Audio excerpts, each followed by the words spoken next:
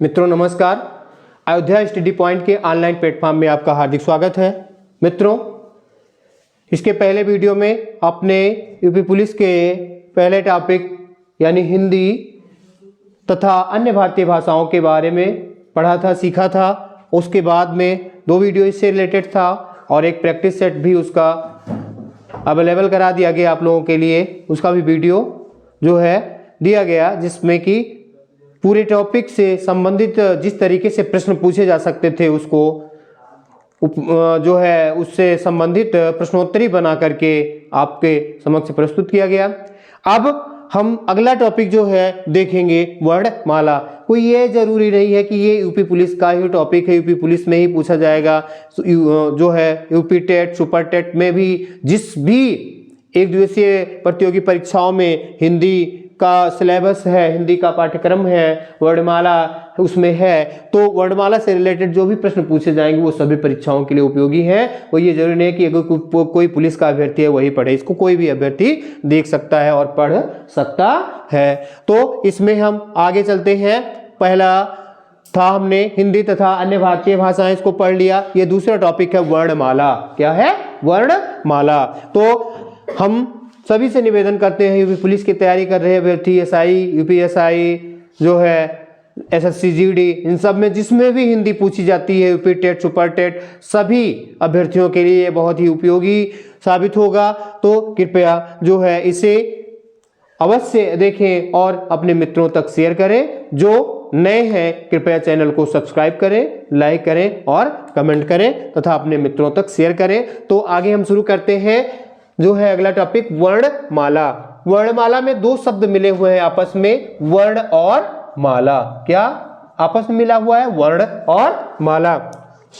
तो वर्ण माला तो आप जनरली समझ ही रहे हैं, ये वर्ण है। वर्ण और माला 2 शब्द। वर्ण को हम ध्वनि भी कहते हैं। वर्ण को क्या कहते हैं? ध्वनि। वर्ण को ध्वनि कहते हैं। और माला जो है, जो आमतौर पे पहनी जाती है माला, वही शब्द यहाँ पे ले लिया गया है। माला, देखिए माला, कोई भी माला बनाई जाती है तो उसमें मोतियों को इस तरीके से रखा जाता है कि ब्लैक रखा जाता है, फिर बीच में रेड डाल दिया जाता है, फिर गोल्डन भी डाल दिया जाता है। इस तरीके से रखा जाता है कि वो अच्छी लगे, व्यवस्थित करके रखा जाता है। तो उसी तरीके से यहाँ पे वर्णों को माला के रूप में पिरो करके माला के रूप में व्यवस्थित रखा गया है। तो वही वर्ण जो है, वर्ण का अर्थ हम कह सकते हैं ध्वनि। वर्ण का क्या अर्थ है? ध्वनि। वर्ण को क्या कहा जाता है? ध्वनि। ध्वनि और माला जो है ये माला ही है। तो ये जो वर्ण और माला दोनों को लेंगे तो ये हो जाएगा ध्वनियों की माला। ध्वनियों की माला। कैसी माला? कैसी माला? ये ध्वनियों की माला। कैसी माला?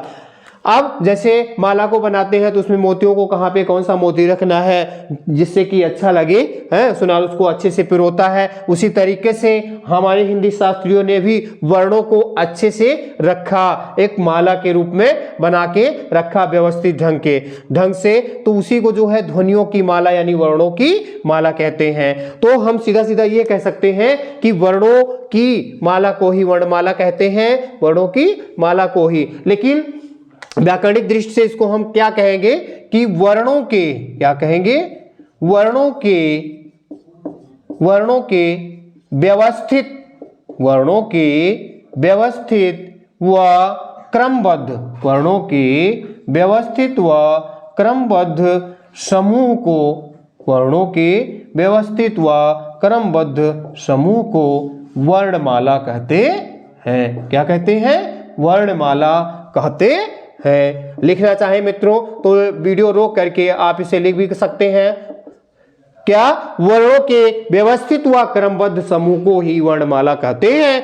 यहां पे व्यवस्थित का मतलब कि यह व्यवस्था किया गया है कि अ के बाद में अ आएगा, ई के बाद में ई आएगी, यही व्यवस्था है। और क्रमबद्ध, एक के बाद में एक, ये क्रम रखा गया है। तो इसीलिए कहा जाता है कि वर्णों के व्यवस्थित व क्रमबद्ध समूह को ही वर्णमाला कहते हैं। क्योंकि यहाँ पे वर्णों को व्यवस्थित करके रखा गया है। देखिए इस तरीके से सिस्टमेटिक ढंग से बनाया गया है कि वो देखने में भी अच्छा लगे और पढ़ने में भी अच्छा लगे। अब यहाँ पे एक शब्द आ रहा है वर्ण। क्या आ रहा है? वर्ण। इसको हमें समझना है। क्या समझना है? वर्ण। वर्ण से भी प्रश्न पूछ लिया जाता है वर्ण के बारे में। तो हम सबसे पहले वर्ण समझ लें। वर्ण, वर्ण को हम ध्वनि भी कहते हैं। वर्ण को हम क्या कहते हैं? ध्वनि। अब यहां पे जैसे हमने समझा कि वर्णों के व्यवस्थित व क्रमबद्ध समूह को ही हम क्या कहते हैं? वर्णमाला कहते हैं। जैसे जैसे अ क्या है? अ ई, ठीक है। उ आ रहा है, ठीक है। आ के बाद में आ भी आ रहा है, ई के बाद में ई भी आ रहा है, उ के बाद में भी उ आ रहा है। तो ये वर्णमाला है। अब यहां पे वर्ण शब्द हमें समझना है। क्या समझना है? वर्ण। वर्ण को ध्वनि भी कहते हैं। वर्ण को ध्वनि भी कहते हैं। क्या कहते हैं? ध्वनि। तो वर्ण के लिए ये जो है भाषा की सबसे छोटी भाषा आप जान ही लिए, जिसकी सहायता से हम अपने विचारों का आदान प्रदान करते हैं। तो उसी भाषा की सबसे छोटी इकाई, उसी भाषा की यानी भाषा की जो बात हुई थी, भाषा की सबसे छोटी इकाई, भाषा की सबसे छोटी इकाई को क्या कहते हैं? वर्ण कहते हैं। क्या कहते हैं? वर्ण कहते हैं। भाषा की सबसे छोटी इकाई को वर्ण कहते हैं। अब यहां पे प्रश्न बनता है कि भाषा की सबसे छोटी इकाई को क्या कहते हैं? वर्ण कहते हैं। कभी कभी वर्ण न देकर के ऑप्शन में विकल्प में देता है कि ध्वनि। भाषा की सबसे छोटी इकाई को ध्वनि, शब्द, वाक्य, पद। तो वहां पे ऑप्शन क्या सही हो जाएगा? ध्वनि। और अगर ध्वनि ना देकर के वर्ण दिया जाता है, भाषा की सबसे छोटी इकाई को क्या कहते हैं? तो वर्ण। क्या कहते हैं? वर्ण। अब यहां पे हम देखेंगे कि सबसे छोटी इकाई वर्ण है क्या। जैसे देखिए ये अ, ये क्या है? मात्राहीन है, एक है, इसमें एक ही मात्रा है यानी एक ही ध्वनि है, तो ये क्या है? वर्ण है। अब जैसे हम क लिखते हैं तो ये वर्ण नहीं हो सकता, ये क्या होगा? ये अक्षर है। कि इसमें क्या क्या जुड़ा है? ये क और आ, क्या क्या जुड़ा है इसमें? क और आ दोनों जुड़ा हुआ है। तो ये क्या है?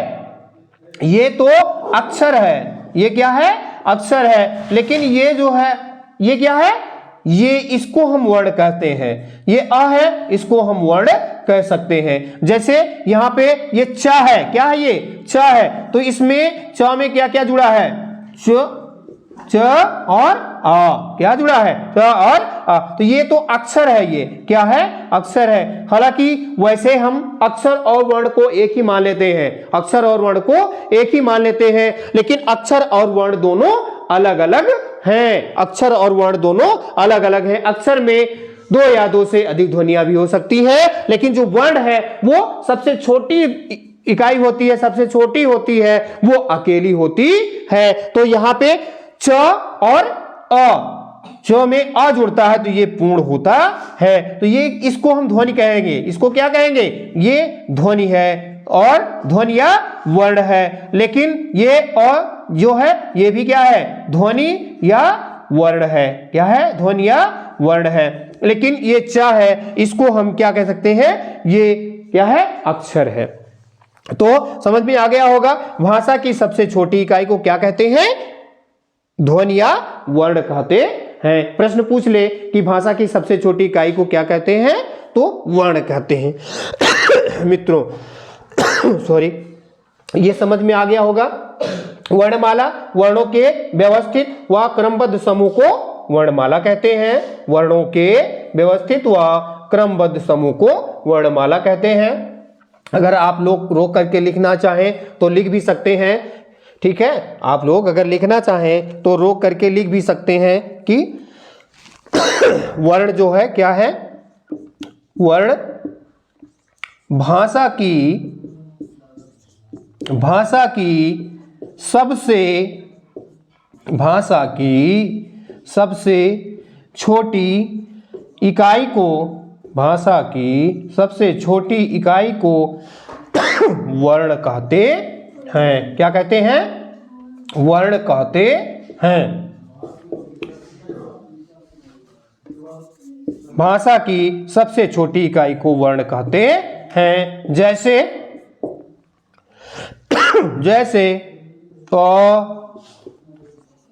क, च न।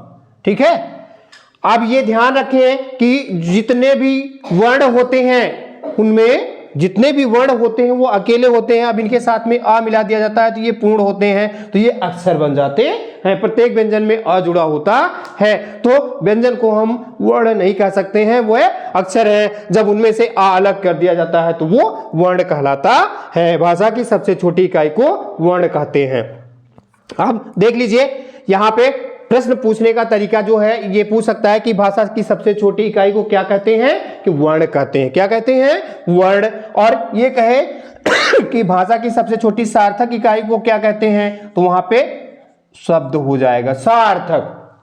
ठीक है, और वैसे पूछता है कि भाषा की सबसे छोटी इकाई को क्या कहते हैं, तो भाषा की सबसे छोटी इकाई को वर्ण कहते हैं। अगर ये पूछ लेता है कि भाषा की सबसे छोटी सार्थक इकाई कौन सी है, या सबसे छोटी सार्थक इकाई किसे कहते हैं, तो वो शब्द कहते हैं, वो शब्द को कहते हैं। तो ये समझ में आ गया होगा वर्णमाला। वर्णों के व्यवस्थित व क्रमबद्ध समूह को वर्णों के व्यवस्थित व क्रमबद्ध समूह को वर्णमाला कहते हैं। वर्ण भाषा की सबसे छोटी इकाई को वर्ण कहते हैं। अब देख लीजिए, वर्णों से क्या है, वर्ण है, वर्ण से जो है अक्षर, अक्षर और अक्षर से क्या कह सकते हैं, शब्द। क्या कह सकते हैं, शब्द। और इन्हीं शब्दों से क्या कह सकते हैं, पद। और इन्हीं पदों से क्या होता है, वाक्य। क्या बनता है, वाक्य। क्या होता है, वाक्य। अब देखिए वर्ण, अब देख लीजिए, जहां पे जैसे ये सबसे छोटी ध्वनि है वर्ण, सबसे छोटी ध्वनि है वर्ण। अब यहां पे हम लिखते हैं, क्या लिखते हैं, अ, या क्या लिखते हैं, क। ये क्या है, वर्ण है। और इसमें हमने ये हल हटा दिया, आ को जोड़ दिया, तो ये क्या हो गया, क। अब ध्यान रखेंगे इसमें क्या क्या जुड़ा है, ये था प्लस इसमें आ जोड़ा गया। ठीक है, तो ये दोनों जुड़ करके क्या बना, क। ये हो गया अक्षर। क्या हो गया, ये अक्षर। और इन्हीं अक्षरों से क्या बनता है, शब्द जैसे बनता है। जैसे हमने जोड़ दिया कमल, क्या जोड़ दिया, कमल। ठीक है, कमल। क्या जोड़ दिया, कमल। और यहां पे इनसे बन गया, मान लीजिए ये एक ही अकेला शब्द था और यहां पे बन गया कमल का फूल, कमल का फूल। या उसके बाद में यहां पे वाक्य बना कमल का फूल, ये हो गया पद। यानी पद जो है वो शब्दों का समूह हो सकता है। पद को हम क्या कह सकते हैं, ये जो है शब्दों का समूह हो सकता है। तो अब यहां पे अगर वाक्य का ना है तो ये हो जाएगा, ये है कमल का फूल है। ये राष्ट्रीय फूल भी है हमारा कमल। ठीक है, तो हम कह सकते हैं कि वर्ण ये है, अक्षर ये है। ये अक्षर में जो है दो या दो से अधिक ध्वनियां हैं, इन्हीं से जो है शब्द है। शब्द जो है वर्णों के मेल से शब्द बनता है और शब्दों से ही पद बनता है और पदों से ही वाक्य बनता है। तो ये वाक्य जो है ये शब्दों के, किसके, शब्दों के मेल से वाक्य बनता है। शब्दों के मेल से वाक्य बनता है। अब कभी कभी पूछ लिया जाता है कि पद किसे कहते हैं। पद और शब्द में, पद और शब्द एक ही होते हैं, लेकिन जब शब्दों को पद के रूप में, शब्दों को जब वाक्य में जोड़ दिया जाता है, वाक्य बना दिया जाता है, तो वो क्या कहलाता है, वो पद बन जाता है। जब शब्द को वाक्य में प्रयोग कर दिया जाता है तो वही शब्द पद कहलाता है, और उसको अलग कर देते हैं तो वह शब्द होता है। और मित्रों, तो ये वर्ण और वर्णमाला समझ में आ गया होगा। अब हम आगे चलते हैं, देखते हैं कि वर्णमाला के अंग या प्रकार या भेद। वर्णमाला के भेद, क्या, वर्णमाला के भेद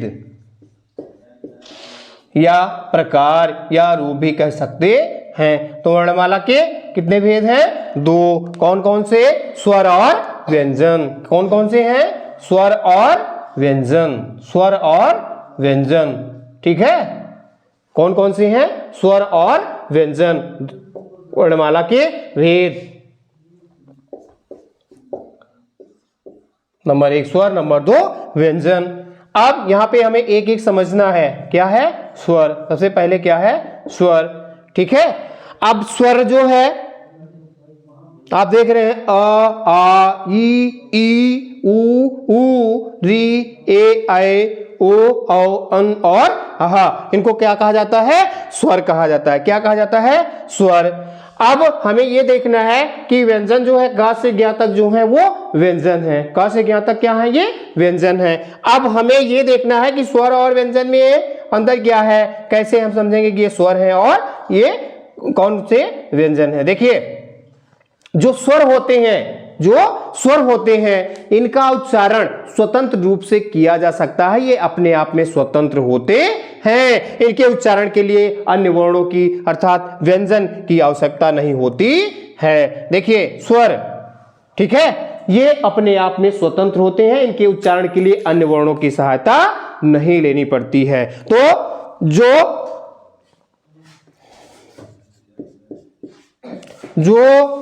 वर्ण अपने आप में स्वतंत्र होते हैं, जो वर्ण स्वतंत्र होते हैं, जिनके उच्चारण के लिए सीधा सीधा हम ये कह सकते हैं, जिनके उच्चारण के लिए हम ये कह सकते हैं कि जिनके उच्चारण के लिए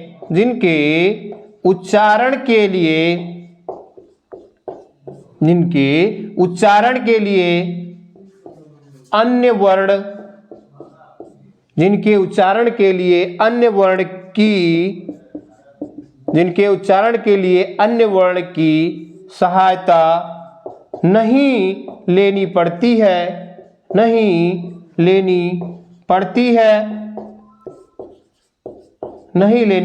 है, उन्हें स्वर कहते हैं। उन्हें क्या कहते हैं? स्वर कहते हैं। उन्हें स्वर कहते हैं। अर्थात ये अपने आप में स्वतंत्र होते हैं। इनके उच्चारण के लिए अन्य वर्ण की सहायता नहीं लेनी पड़ती है। जैसे अ, आ, ई, ऊ, इनके उच्चारण के लिए अन्य वर्ण की सहायता नहीं लेनी पड़ रही है। तो इनको क्या कहते हैं? इनको कहा जाता है स्वर। क्या कहा जाता है? इनको स्वर। अब हमें समझना है कि जिनके उच्चारण के लिए अन्य वर्ण की सहायता नहीं लेनी पड़ती है उन्हें स्वर कहते हैं। इसमें और भी है आगे, री। क्या है? री, ए, ऐ, ओ और औ, ये है क्या है? यही इतने जो है क्या है? ये स्वर हैं। क्या है? स्वर। तो ये कितने हो गए? 4, 3, 7, 4, 11। कितने हो गए ये? 11। कितने हो गए? 11।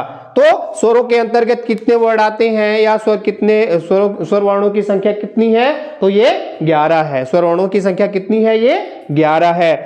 अन और आहा को अयोग वाह में रखा गया। किस में रखा गया? पहले तो इसी में पढ़ा जाता था, लेकिन अन और आहा को अब क्या कहा गया है? इनको कहा जाता है अयोग वाह। अयोग वाह। क्या कहा जाता है? अयोग वाह। इनको ना तो स्वर में रखा जाता है और ना ही व्यंजन में। तो ये लेकिन अयोग वाह यानी अयोग्य होते हुए जो भी अपना अर्थ वहन करें। अन और आहा, ये क्या है? अन और आहा है। ये इनका प्रयोग करते हैं, लिखने पढ़ने में इनका प्रयोग होता है। ये आप देखते होंगे कि जैसे हमें लिखना है कंद। क्या लिखना है? कंद। तो वहां पे अन का प्रयोग हुआ। हमें लिखना है अतः। क्या लिखना है? अतः। और क्या लिखना है? पुनः। तो अन और आहा का प्रयोग होता है, लेकिन अब इनको ना तो स्वर में रखा गया है और ना ही व्यंजन में। पहले इनको रखा गया था तो स्वरों की संख्या 13 होती थी, लेकिन अब इनको अलग कर दिया गया है तो इनकी संख्या कितनी हो गई है? 11। किनकी? स्वर वर्णों की संख्या कितनी है? 11। लेकिन पहले इनको रखा गया था तो स्वर वर्णों की संख्या कितनी होती थी? 13। इनको अन और आ को लेकर के 13 होती थी, लेकिन इनको अलग कर दिया गया है। इनको क्या कहा जाता है? अयोग वाह वर्ण। अगर पूछा जाए कि अयोग वाह वर्ण कौन कौन से हैं? अन और आहा हैं अयोग वाह वर्ण। ना तो इनको स्वर कहा जाता है और ना ही व्यंजन, अर्थात ना इनको स्वर में रखा गया है और ना ही व्यंजन में रखा गया है। तो स्वर जिनके उच्चारण के लिए अन्य वर्ण की सहायता नहीं लेनी पड़ती है उन्हें स्वर कहते हैं। जैसे अ, आ, ई, उ, री, ए, ऐ, ओ, औ। अब ध्यान रखेंगे छोटा और बड़ा ये कहने की जरूरत नहीं, इसका जमाना चला गया। तो आप लोगों से निवेदन करते हैं कि उच्चारण ऐसे ही करें। अगर उच्चारण ऐसे करेंगे तो आपके खुद के लिए सही रहेगा और अन्य जो आने वाली पीढ़ी है उनके लिए भी सही रहेगा। तो कृपया उच्चारण ऐसे ही करें। अ, आ, ई, उ, री, ए, ऐ, ओ, औ। इस तरीके से इनकी संख्या कितनी हो जाती है? 11। ये 11 वर्ण हैं। अब हम देखते हैं आगे, इनको भी जो है इनके भी प्रकार हैं, स्वर वर्णों के प्रकार, तो इनको भी देख लेते हैं क्योंकि प्रश्न वहां से भी पूछ लिया जाता है। आपने देख लिया होगा कि इनकी संख्या कितनी है? 11। ठीक है, कितनी है? 11। अब हम देखते हैं स्वर के भेद। क्या देखते हैं? स्वर के भेद।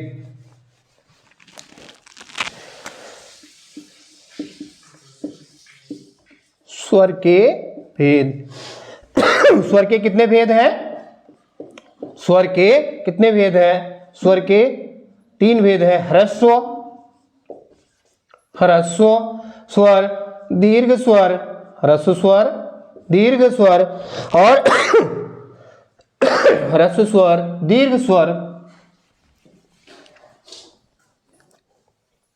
इनके कितने भेद हो जाते हैं? 3। नंबर 1 ह्रस्व स्वर, ह्रस्व स्वर। नंबर 2 दीर्घ स्वर, दीर्घ स्वर। और नंबर 3 संयुक्त स्वर, संयुक्त स्वर, संयुक्त स्वर। अब ध्यान में रखेंगे, एक पहले हम संयुक्त इस तरीके से तो पढ़ते ही हैं और एक पहले क्या होता था, संयुक्त ना देख करके हम प्लुत क्या करते थे? प्लुत स्वर पढ़ते थे, लेकिन लिखने और पढ़ने में इनका प्रयोग खत्म हो गया। अब लगभग प्रश्न भी इनसे नहीं पूछा जाता है, तो इनको भी हम रख सकते हैं और ये संयुक्त तो है ही है। ठीक है, ह्रस्व स्वर, दीर्घ स्वर और संयुक्त स्वर, ह्रस्व स्वर, दीर्घ स्वर और संयुक्त स्वर। अब ह्रस्व में कौन कौन से हैं इसको हम देखेंगे। ह्रस्व में ह्रस्व स्वर क्या है? ह्रस्व स्वर। ह्रस्व स्वर में है अ, ई, उ और री। तो ह्रस्व स्वर कितने हो गए? अ, ई, उ और री। ये कितने हो गए? 4। कितने हो गए? 4। कहीं कहीं पे जो है ये देखा गया है कि दीर्घ में, पहले दीर्घ हम देख लेते हैं तब हम दोनों को लेकर के चलेंगे। दीर्घ स्वर, दीर्घ स्वर में इसका जो दीर्घ रूप आ जाता है ये अ, और इसका रूप जो है ई, और इसका रूप जो है उ। ठीक है, ये हो गया। अब आगे जो है यहां पे अ, ई और उ, कहीं पे अगर दीर्घ स्वर देखा गया, ये मूल दीर्घ स्वर तो यही है। ठीक है, मूल दीर्घ स्वर तो यही है, लेकिन कभी कभी क्या होता है, इन्हीं के साथ में दीर्घ स्वरों में जो है क्या किया जाता है? ए, ऐ, ओ और औ को भी रख दिया जाता है। ये भी दीर्घ माने जाते हैं, लेकिन ये मूल जो दीर्घ है ये कितने हैं? ये 4 ही है। कितने हैं? 4, सॉरी 3 ही है। आ, ई और उ, ये है 3। अब हम देखते हैं कि संयुक्त स्वर क्या है? संयुक्त स्वर, संयुक्त स्वर ये कितने हैं? ये हैं, आप देखिए यहां पे अ और ई, अ और ई के मेल से क्या बना है? ए। संयुक्त का मतलब होता है मेल या जोड़, जहां पर 2 वर्णों को मिला करके एक किया गया है, तो वही जो है संयुक्त स्वर कहलाते हैं। अ और ई के मेल से ए बना है, अ और ई के मेल से क्या बना है? ए। और इसी में जो है अ और ए, अ और ए से क्या बना है? ऐ। क्या बना है? ऐ। तो ए और ऐ ये 2 हो गए। उसके बाद में आ और उ से क्या बना है? ओ। क्या बना है? ओ। और यहां पे अ और ओ से क्या बना है? औ। क्या बना है? औ। ठीक है, ये आप जो है संधि जब पढ़ेंगे तो उसमें स्पष्ट हो जाएगा। आ और ई का मेल जो होता है तो ए बनता है, आ और ऊ का मेल जो होता है तो ओ बनता है। ठीक है, इसको पढ़ेंगे अ ई ये जो है उसमें पढ़ेंगे आप गुण संधि में। किसमें पढ़ेंगे? गुण में। और इसको पढ़ेंगे वृद्धि में। ठीक है, तो जब ये आप संधि पढ़ेंगे तो उसमें स्पष्ट हो जाएगा। तो ह्रस्व स्वर कितने हैं? 4। ह्रस्व स्वर कितने हैं? 4। और दीर्घ स्वर कितने हैं? दीर्घ स्वर कितने हैं? अगर इनको भी जोड़ लिया जाएगा तो वो हो जाएंगे 7, और 7 और 4 को जोड़ लिया जाएगा तो हो जाएगा 11। लेकिन इनको संयुक्त को हम अलग रखते हैं। ये कौन कौन से हैं? ये कौन कौन से हैं? इनको तो हम खाली आपको समझने के लिए बता दिए कि ये बने कैसे हैं। ठीक है, इनको खाली समझने के लिए बता दिया गया है कि ये बने कैसे हैं। तो ये इनको और इनको जोड़ करके ए और ओ बनाया गया है, और इसको जोड़ करके आ और ए से ए, आ और ओ से औ। तो इनको भी क्या कहा जाता है मित्रों? ये जो है संयुक्त स्वर है। क्या है ये? संयुक्त। ये अब यह प्रश्न पूछ सकता है कि संयुक्त स्वर कितने हैं। अगर ये पूछता है कि संयुक्त स्वर कितने हैं तो यहां पे आप इनको और इनको जोड़ करके बता सकते हैं कि ये 7 हैं। कितने हैं? 7। लेकिन प्रश्न अगर पूछ ले कि मूल दीर्घ स्वर कितने हैं तो वहां पे 3 हो जाएंगे। कितने हो जाएंगे? 3 मूल दीर्घ स्वर हो जाएंगे। 3 आ, ई और ऊ। और संयुक्त स्वर की चर्चा करेंगे तो ये है 4। कितने हैं? 4। और कहीं कहीं अगर पूछ लिया गया कि दीर्घ स्वर कितने हैं तो इनको और इनको जोड़ करके, वो ऑप्शन के ऊपर डिपेंड करेगा। अगर दीर्घ स्वर पूछेगा तो इनको जोड़ के बताएंगे। अगर संयुक्त पूछता है तो ये 4 है। ठीक है, तो ये स्पष्ट हो गया होगा। और प्लुत में आपने कभी ये इसको भी थोड़ा समझते चले। संयुक्त में आपने देखा होगा कि कहीं पे पुराने प्रिंट की जो किताबें होंगी इस तरीके से प्रयोग होता था। ये ध्वनि ह्रस्व, दीर्घ और प्लुत संयुक्त, इनको थोड़ा सा देखेंगे। ह्रस्व का मतलब जो है ये तो समझ लिए। अब इससे स्पष्ट हो जाएगा कि जो ह्रस्व वर्ण होते हैं, ह्रस्व स्वर हैं, ह्रस्व स्वर वर्ण है, इनके उच्चारण में 1 मात्रा का समय लगता है। कितना समय लगता है? 1 मात्रा का समय। तो हम ये कहते हैं कि जिन वर्णों के उच्चारण में 1 मात्रा का समय लगता है उन्हें क्या कहते हैं? ह्रस्व वर्ण कहते हैं या ह्रस्व स्वर कहते हैं। ये है अ, ई, उ और री। और दीर्घ जिन वर्णों के उच्चारण में ह्रस्व की अपेक्षा दुगुना समय लगता है, ह्रस्व की अपेक्षा दुगुना समय लगता है या 2 मात्रा का समय लगता है तो उसे दीर्घ स्वर कहते हैं। और संयुक्त में ये हो जाता है कि संयुक्त ये भी दीर्घ स्वर है। जो इनकी परिभाषा होगी वही इनकी होगी। प्लुत की अलग हो जाती है कि ऐसे वर्ण जिनके उच्चारण में 2 यानी इसकी अपेक्षा, किसकी अपेक्षा? ह्रस्व की अपेक्षा। ह्रस्व की अपेक्षा कितना समय लगता है? 3 गुना, यानी 3 गुना समय लगता है। यानी इसमें 1 मात्रा का समय, इसमें 2 मात्रा का समय और इसमें 3 मात्रा का समय लगता है। यानी प्लुत में ह्रस्व की अपेक्षा 3 मात्रा का समय लगता है या 3 गुना समय लगता है, इसलिए इसको प्लुत कहा जाता है, प्लुत स्वर कहा जाता है। तो स्वर आपको समझ में आ गए होंगे। और भी देखेंगे स्वर को क्या कहा जाता है? स्वर को कहा जाता है अच। क्या कहा जाता है? अच। स्वर को क्या कहा जाता है? अच। क्या कहा जाता है? अच। अब इनको, ये ह्रस्व स्वर हैं, इनको लघु भी कहा जाता है। यहां से प्रश्न बनता है, इसलिए आपको हम बता रहे हैं कि स्वर को क्या कहते हैं? स्वर को अच कहते हैं। स्वर को क्या कहते हैं मित्रों? अच कहते हैं। और ह्रस्व को लघु वर्ण भी कहा जाता है। क्या कहा जाता है? लघु वर्ण। और ये इनको दीर्घ वर्ण कहा जाता है। क्या कहा जाता है? दीर्घ ही है, दीर्घ स्वर है तो इनको दीर्घ वर्ण कहा जाता है। क्या कहा जाता है? दीर्घ। लघु में छोटा, दीर्घ में बड़ा। ठीक है, तो ये लघु वर्ण है और ये दीर्घ वर्ण है। स्वर को क्या कहते हैं? अच। स्वर को क्या कहते हैं? अच। तो आशा करते हैं कि आपको स्वर समझ में आ गया होगा। ठीक है, स्वर समझ में आ गया होगा। अब ये अच वाला आपको समझ में आ गया। संस्कृत में जब संस्कृत वर्णमाला पढ़ते हैं तो वहां पे पाणि के 14 सूत्र दिए गए हैं। आई ऊण, रील रिक, ए ओंग, आय ओच। तो उन्हीं में से जो है ये अच जो है आपके उसी अच के अंतर्गत जो है संपूर्ण स्वर आ जाते हैं। तो इसलिए स्वरों को अच भी कहा जाता है। ठीक है, कभी आगे जो है आगे क्लास में उसका भी जिक्र करेंगे, पाणिनि के 14 सूत्रों का।